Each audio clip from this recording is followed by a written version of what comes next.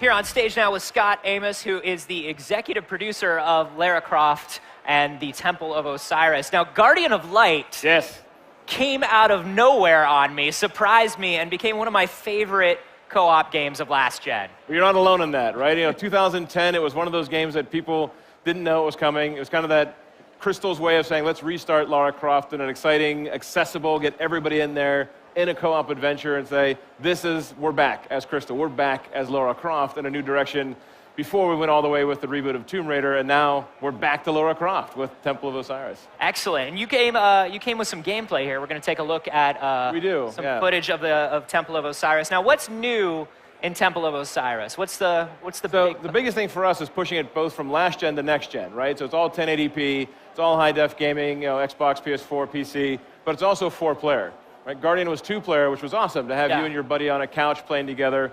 But one of the things we really wanted to push for this version was 4-player, and it's mix and match. You and I can be on a couch, 2 of our friends can be at their couches at their homes and log in. So you can be all online, all offline, or all mix and match together. That's great. So drop in, drop out, drop your friends over a spike pit, all good things. There was a lot of dropping my friends into spike pits. Yeah, no doubt. There was a lot of getting impaled all the time. So we're walking in now. We're starting off with 2 players here, it looks like. We are, yeah. So one of the things in this particular set of footage, we're looking at Lara and Isis. So the whole adventure set in ancient Egypt, Temple of Osiris being this classic mythology of a god who ruled Egypt and the underworld and the living world. And he had kind of a blood feud with his brother Set, kind of that evil guy who tore him apart, threw his body pieces all over Egypt. So now Lara's on a quest to kind of prove this myth, this prophecy of Osiris. So we actually start in his temple, which is full of traps, which is full of bad guys and all that kind of thing. We have this 2-player beginning to show Isis, the wife of Osiris, who's been imprisoned here for a long time, so Lara's freed her, and now they're kind of partnered up. But anything that we see, any of these kind of levels we get to go through, are custom for 2 or 1 or 3 or 4 players. They actually will change to make sure that the experience is right for a puzzle or for combat. It'll get harder, it'll have more switches, whatever the different puzzles or combat sequences are will change depending on how many people you have playing. Oh, that's great.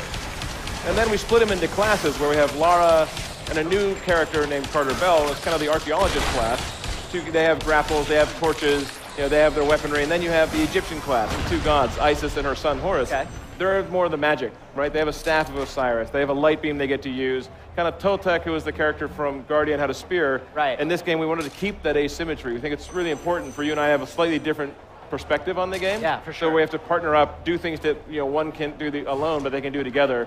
So we can actually do things like grapple your friend across an open spit, be able to find this light beam that you can use to destroy these rifts that are torn through underworld, all that kind of stuff to combine the 2 characters together. And that's what I love too about the first one is there was enough difference between the 2 characters where you really felt like you were playing through it in a different way. Yeah. And on top of that, I mean, once you have these 2 character classes, right? Once you have the Egyptian class and the archaeologist, we still have collectibles, rings and amulets and weaponry. And the rings, like even this first one here you get to pick up, this is something that's personal for your character. You can go in there and you can customize a left and right hand. The rings actually scale in difficulty, or I should say complexity and power. We start with very common items. We have a whole rarity loot system built in with hundreds of these things to find scattered throughout the game. So start with common ones all the way to rare ones. If you play with more people, or if you play more and more in the game, you can actually get more and more of the rare treasure. And then the amulets are used to make your team more powerful. Something that you can find these other artifacts, again, customizing each character individually, but they share the power across as a team. So I can have health regen, you can have ammo regen, somebody can have a firepower that actually lets us have fire bolts coming out of our guns. So pretty cool way to customize your play experience depending on who you're playing with and how you've upgraded your character. When you're talking about the rings and the amulets going up in a sort of level of complexity, are we ever equipping rings and amulets that give us trade-offs? No, we're not trading between characters, but the rings and amulets themselves do have trade-offs, right? The very common ones usually have a positive effect and a negative. Like it might increase your power shot, but it might decrease the size of your bomb radius. Or it might be something that weakens your overall health, but it gives you more ammo. So there's some interesting power trade-offs, which is why you want to get the best, right? The very common ones generally have a plus and a minus, whereas the more rare ones generally are all positives. That's great. And then how many of those can you equip and stack? How many can you stack? Yeah. Well, on your own character, you can only have 2 rings equipped at a time. Okay. But everybody can have an amulet. So you can have 4 different amulets, and some of them can have up to 4 or 5 powers. So suddenly you get all these powers. Yeah. One for you, one for me, one for the other 2 characters. That now everybody can have like these 20 combined effects going on. So it can get pretty intense. Yeah, it feels like you really have to, well, just like in the first one, you really have to communicate Yeah. You really do. Which is good for the couch play, right? The idea of sitting here it's together, looking through your inventory at the same time, you can figure out, oh, I need to have this. You should put on the amulet for regeneration. I should put this. Because this right here, I can tell you, is an area that would temporarily end a friendship just for like 5 minutes.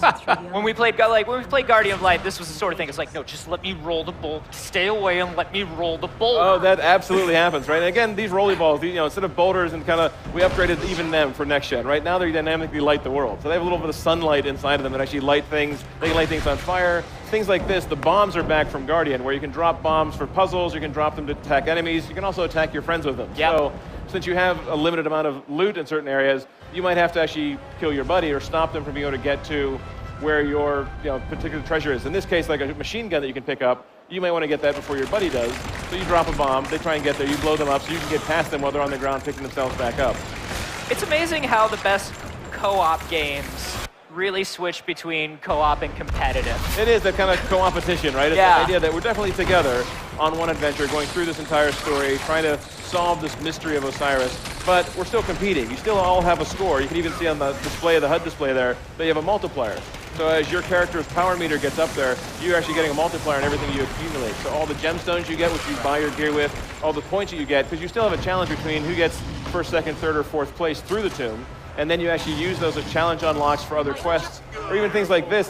When we actually were playing, you can see the one guy, Carter, makes a grapple line that people can go across. And it's like, nope. And then, let's one Egyptian across, then another, but the Egyptian actually bombs him, so it drops. So you can actually start screwing with your players. And that's one of the things we found the most, is the better you know someone, the more you'll screw with them. Right? Yes. The idea, if you're just casual online friends, you actually kind of play nice to each other. But when it's like this, it drops me into the spikes, so not very friendly.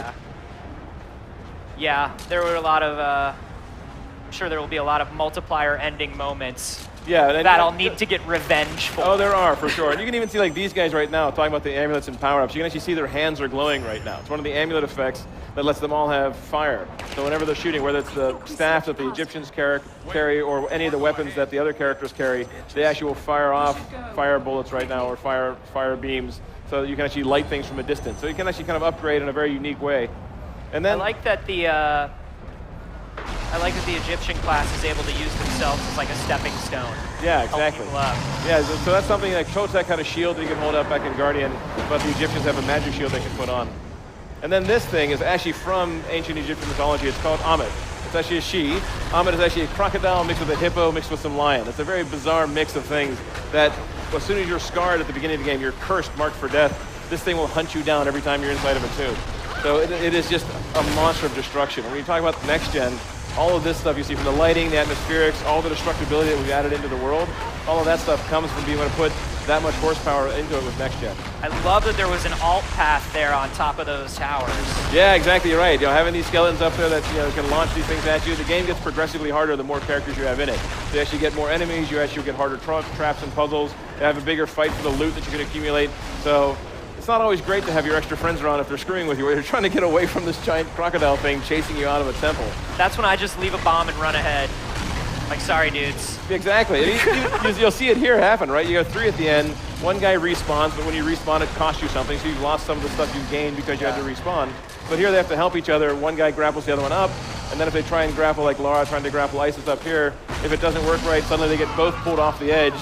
So now they both lost, and so they have to respawn. So this is the kind of stuff, that kind of organic co-op, but still competitive, that we really love about Guardian of Light and now Temple of Osiris. It's amazing, man. So Temple of Osiris is coming to the PS4. Yes. Do we have a timeline yet, or? We just say coming soon at this point. We haven't announced the timeline yet.